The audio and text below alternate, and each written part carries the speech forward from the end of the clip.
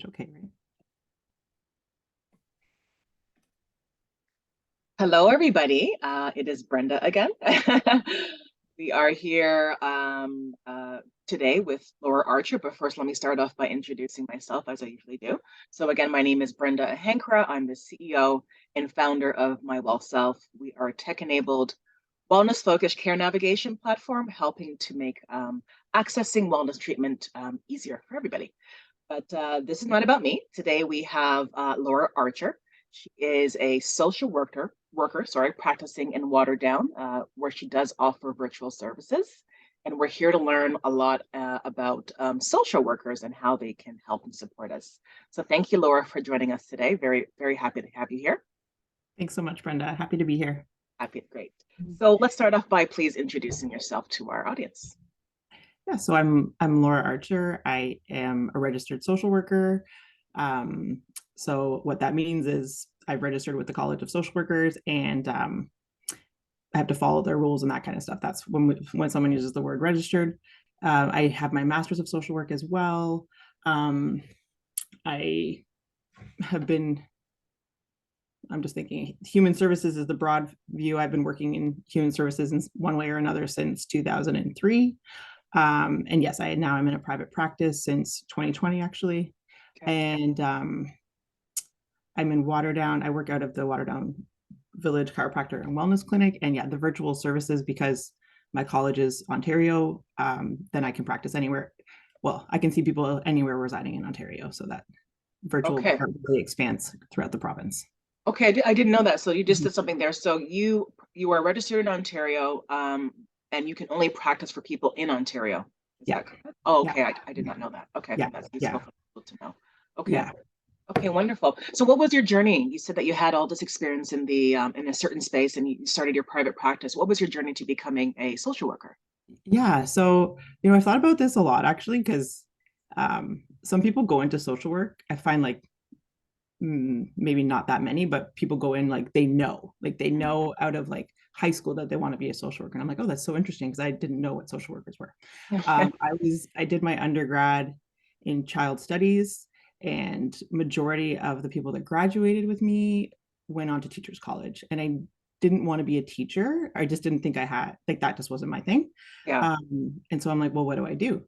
And the like our fourth year, we had a placement in fourth year, and I was the one being like, oh, I'll work in the shelter. I'll take the shelter placement or work in child welfare. And the I don't even know what they're called, but like the academic advisor was like, well, you should really look at, doing your master's in social work. And I was like, okay, let's relax.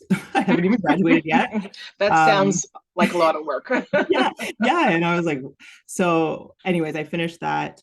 That was actually my first experience in child welfare, was my fourth year placement. But then I decided to actually do a college diploma. I just felt adventurous. So I thought I'm going to move to Aurelia for a year, do this certificate program. And so it's in addictions treatment and prevention. So I worked in residential treatment for a while. And then this is part of the social work thing as well, is off I don't know what it's like now, but back then out of school, it's juggling a bunch of part-time jobs usually until something full-time comes around. So I was doing child welfare, addictions, and then I got a permanent job with municipal government doing human service work. And then I decided to do my BSW because at the time the my bachelor's of social work, Yep. because the master's of social work program that I was thinking about needed that BSW first. They don't all need it. Okay. Um, but the one I wanted at the time did. So I finished that part-time over a couple years. And then I switched my mind when I actually decided which master's program to go to, Mhm. and then did that part-time as well. So I was working while doing that, um, which was actually great. Like I thought it was just like having that work experience, lived experience, knowing a little bit about it. I felt that was really helpful. And then, in all honesty, it just like having kids. I had kids shortly after I had my Yep. sons, shortly after I graduated, probably a year after. And just the public sector for social workers, it's definitely a problem during post COVID. Mm. But the like caring professions are often burnt out. Like I don't know what other word there is, but it's Yeah. there's not a lot of support or just capacity within public sector or just the resources, that kind of stuff, to keep people well. And so I just like, yeah, it was actually like one of those, like, I don't know what, it was a life-changing moment where I was like, this Yeah. isn't working for our family anymore. It's not working for me. I'm not going to be doing well. Right. And so then actually it was January 2020 where I actually was like, I'm going to take a postpartum doula course actually. So I did postpartum doula work Awesome. for a bit. And Yeah. then there was often, oh, you're a social worker. Can we access your benefits? That kind of thing. And so then I just registered then and just opened the private practice. So I don't do the postpartum doula work. Right. They don't let you do benefits with that, but it has opened then my practice. And then I was just doing that home while also having my kids home during, 2020 and Yeah. 2021. And then joined the Waterdown Clinic in June of 2021. And yeah, I've been doing that since. So see people in that capacity, virtual, in person, and also see children as well. So that was Yeah. um, definitely the part of COVID that allowed me to branch out for that, and having that childhood development background, both work experience and the academic part. And then Yeah. seeing my daughter was 3 during 2020, so there wasn't a lot then, but with the school age kids and just knowing some of those outcomes, like, Yeah. yes, that's where I expanded the practice to include children. So it's probably about 50-50 right now Yeah. between seeing parents, early postpartum, perinatal, and then kids in practice. Yeah. Okay. So it sounds like it was a real, from your experience, the BSW, the MSW, your experience in the field really was a natural transition for you to open up your private practice. That's a great It story. seems like it now, yes. Yeah, yeah. It felt hard At at the the time. time, probably Yeah. was difficult to understand. So Yes. I totally appreciate that. Yeah. Okay, so thanks for talking a little bit about your qualifications. So I think what I next can ask you is really what the difference is when it comes to social workers and other type of mental health support professionals. I think, yeah, people really want to understand what you bring to the table as a social worker. Mhm. So social work too. So there's a couple different colleges that are programs that could provide mental health professional credentials or the capacity to do so. Social workers, just social work programs are very broad. And so you tend to choose a stream or kind of have an idea of what you want to do. Majority of social workers leave school and work in public sector in some capacity. Not Okay. everyone stays in public sector, but um, and that's people are branching out into private practice even more for various reasons. So it's um, what do we? So it's varied, and that's where it's like so much of the personality, people choosing, like especially if they're in private practice, like having that niche, knowing what they're good at, knowing who they like to support, all that is very much like the benefit of a private social work Yeah, credit, because in public sector you don't really get that choice unless you correct. happen to be with an agency. So but that's more rare. You're just kind of like uh told what to do, and it works for some of those jobs, but the perk of the private part is there's all sorts of different modalities people can choose from that Okay. people relate to, and that when people go into private practice, a lot are already like, oh, I know I'm good at this is what I'll focus on, or I really connect with people in this capacity and that's what I'm going to focus on. Okay. And yeah, I don't, I'm kind of trailing away from the question now, but that's like the tie-in of we have platforms where you can find social workers or mental health professionals, Yeah. and it's their credentials are one thing. For me, it's Yeah. always about goodness of fit, Yes. doing those meet and greet calls and really Yes. connecting, because um, credentials might be one thing if people are trying to access benefits and they do need certain credentials, Right. uh, but also that like goodness of fit is actually the best predictor of outcomes for people. Is, do Absolutely. you trust this person? Can you have a good conversation? Yeah. And but trust is the main thing. Can I open up and do that? Okay. So the qualifications have like maybe different academic part. It can be like for social work, it can take longer, um, depending on like people's roots and stuff. And there might be then like an RP program, like a registered psychotherapist. But um, all of them just give them a different niche, I think, a different Okay. So what I'm perspective, but hearing, it's about goodness. Yeah. A what fit. I'm hearing is it's really, yeah, they you can all address mental health, but it's really about, like you said, the fit, right? Do I really trust this person? And then also what that social worker focuses on. In your case, I want someone who focuses on, infants and parents and child. So I'd rather choose Laura versus someone who doesn't, Mhm. right? Mhm. Okay. Yeah. Yeah. And Yeah. that my approach, this might tie into one of the future questions, but like my approach, and modality wise, some people are really good at uh, different approaches that might be more clinical. Yes. Yeah. When you hear words like clinical social worker, it usually relates to like we can't diagnose. Social workers can't diagnose. That's above psychologists or psychiatrists. But some people are good at those clinical modalities, better at, and that um, I don't really do a clinical modality because that's Okay. just not my style. And Right. people that see that's why that meet and greet part, or if someone's referring because they know my style, like Yeah. that's really important for me because I don't want people, because if doctors are referring saying look for someone who does this, um, that's one part, but it doesn't always mean that that is a fit even for that personality style. No, no, Yes. I totally hear what you're saying. I've been through that, right? You again, when you're trying to access care, you're not really as a wellness seeker, right? You're Mhm. not really privy to that kind of information. So thanks for Absolutely. sharing Yes. that. Yeah, Yeah. and for again, maybe coming from your point of view, knowing where you address, when would someone want to come and see you as a social worker in your kind of specialty? Yeah. I would um my vision is like people could access at any point, like if it's coming across and you're like, oh, I wonder if I should talk to someone, that's where I not everybody has meet and greet calls for various reasons, but I Yeah, definitely do because of that curiosity factor. You're not feeling pressured to pay, like meet and greet calls are 15 minutes yeah, free. You ask some of those initial questions, you get a feel for it. It's pretty intimidating to be like, I'm connecting with a stranger and wanting to work on some serious stuff, right? So it's like, and I've been on the receiving like or the client side too. So I'm like, I need to get that feel.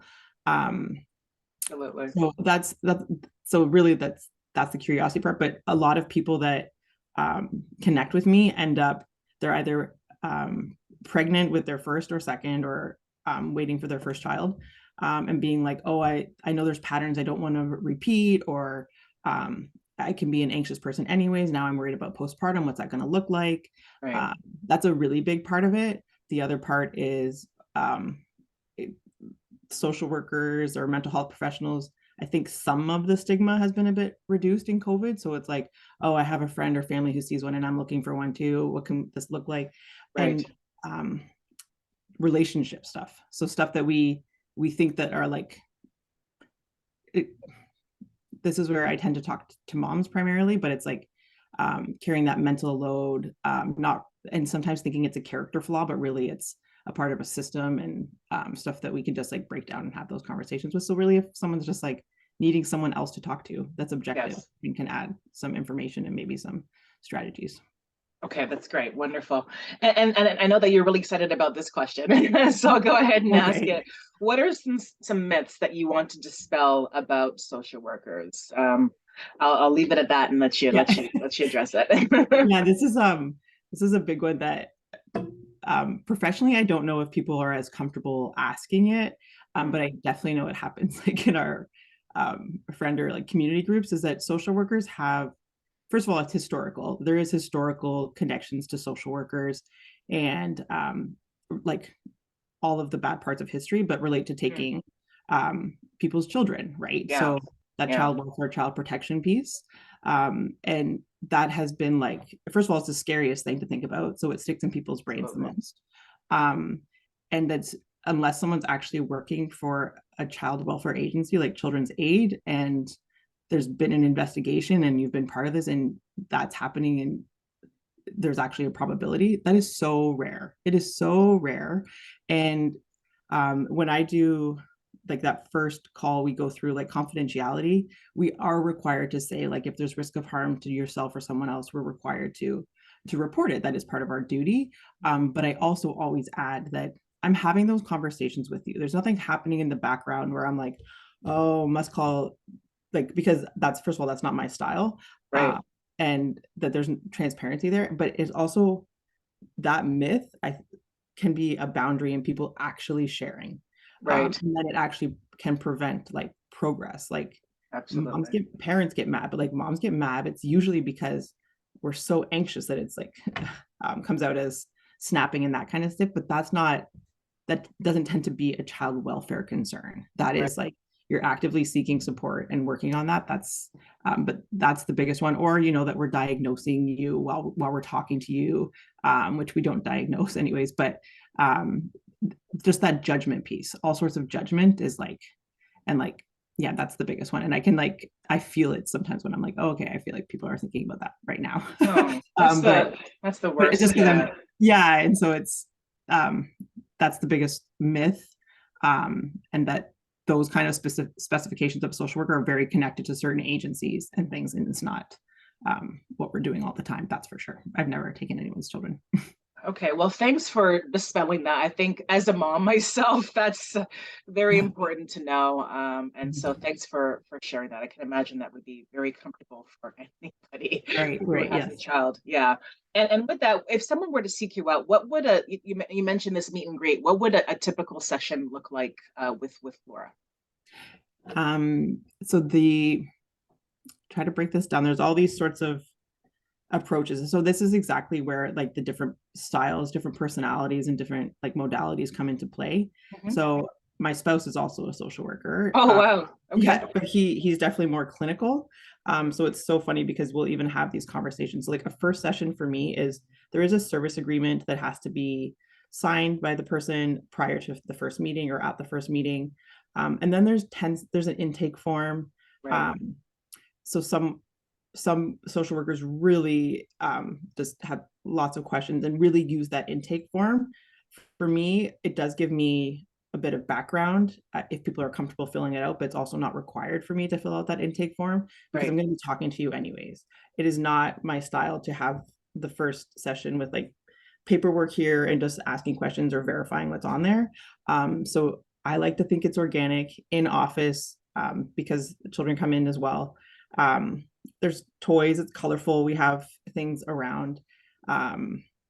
So my goal is always, no matter what age person it is that's coming in, is that you're not feeling more stressed out by coming in. It's a Right. relaxing place. So in office, I have a diffuser. We can dim the lights. It's calm, face to face. For kids, that first session, I really encourage the parent to say that full first session because the child gains trust in me by their grown up talking to me. Right. So that's a big part of it. But for the actually, like if it's just a grown up coming in, I want it to be organic. Usually when we're seeking support from somebody, we already know what we want to talk about. Right. And so it's like me going through like an intake questionnaire is just preventing them. They're just like, I just really want to say this. So I usually just say that's requirement about like confidentiality and that kind of stuff. And then I'm like, we can just organically start. Like, where did you want to start with this? And then we kind of go from there. Like I'm very much like go Yep. with the flow. And With the flow. also, like, moms don't have a lot of time. So I see a lot of people on their lunch breaks or while someone else is doing bedtime. And Yes. I know how important that is. So it's like, I just want their time to be the most useful as possible. Yeah, I think that we're all guilty of, at least I am, of not being fully there because I'm thinking about, meals Totally. or whatever it is. So Right. Exactly. again, Yes. yeah, thanks for highlighting that part too as well. I think that's really important. And what questions? So someone's coming and see what kind of questions do you get asked the most? Just curious to know, what are people curious about when they come and see you? Um, just general questions. Yeah, So, just okay. yeah, if you have it, if not, that's not a problem. Yes. Yeah. I think that's interesting. I haven't, I can definitely talk about the child clients that I see. Yeah, yeah, Parents definitely have questions about, is this typical? yes, Um, yeah. like what can we do at home? Hmm. What can we offer to school? The main thing is definitely, is it typical? And Yes, also combined with somewhere, unfortunately, usually somewhere, someone along the line has said a comment that then sticks to us, right? And yes. like, and then it's Mhm. like almost like everything we see then is through that lens, even if we don't fully believe it. So some of that is, my doctor told me when my son was 2 that he might be autistic, and now the child's 7, and the person hasn't been able to get rid of that thought because that's it's such a big worry. And so we just like tease through that. But 100% it's the typical, is this typical, is this forever, Yeah. and like then like really heavy stuff like have I ruined my child, Oh, stuff that right that we take on as parents as guilt, but really it's about supporting our kids through our journey and then coming back through that page, just that let's support your little person in the best way we can, as okay. That's a yeah. great answer. You answered that wonderfully because it sounds like people are looking just for some type of confirmation that Mhm. they're okay, quote unquote. Yes, That yes. yeah, okay. Yeah, Yeah. I can appreciate that 100%. Right, yeah. And when someone comes to see a social worker or Laura, they're committed to their journey. What kind of outcomes would they expect to see? Again, assuming that they're committed and they're seeing Okay. you, Yeah. on And their that's the regular basis. Mhm. yeah, and that's the big part, Brenda, because I'm someone you can talk to 1 hour, what, a week, a month, biweekly, and it's always for me any suggestions, strategies, that kind of stuff. I'm always connecting it to realistic expectations. So Yeah, we do a little bit of goal setting throughout, depending on what people's goals are. Sometimes I try to keep them vague depending on what the goal is, because then if we trying to reach so hard for something that's maybe not possible, especially not quickly, then it's feeling like failure. So it's really that personal development thing. But for me, like overall, despite like specific goals, is that feeling of like the world has been lifted a little bit. My shoulders are not as heavy. I can yeah, breathe a little bit. yeah, Uh, the validation that I'm not they're not the only person going through this. yeah, Social workers have like there's only so much self-disclosure we're supposed to do, and it's very purposeful, but for me it's like because I've also experienced a lot of these things, it's like adding that piece that like um I'm not like a robot, but that I'll share that little bit of like you're not alone, and sometimes that feeling in itself is can lift up because we tend to think they're character flaws when they're not character yeah, flaws, right? It's a yeah. bigger, way bigger picture. Okay, that's great. So again, it sounds like just that sense of I'm not the only one, and then obviously I have support from someone who's able to take me through that experience. Yeah. Yeah, And then we do that's like measures, and check-ins to go back to the goal. So it's very individual, but the yeah. biggest thing is that like I can breathe kind of feeling. Yeah, and that's important. Yes, right. Definitely. We need to breathe. We Yes. need to breathe. And then I always like to end off these chats just to confirm with you whether or not social workers are covered under health benefits. Yeah. So that for mental health professionals, social workers, I believe, are still the top covered mental health professional under most Okay. insurance plans. Okay. Um, Registered psychotherapists, RPs, are becoming more accessible as well, Okay. in terms of benefit coverage. But and then yeah, like you're saying, like RNs, some RNs have a specialty, so that I don't know too much about, but I would imagine that's covered. But for social workers are usually it usually says registered social worker, and Right. sometimes benefits even say masters of social worker, like they have to be both.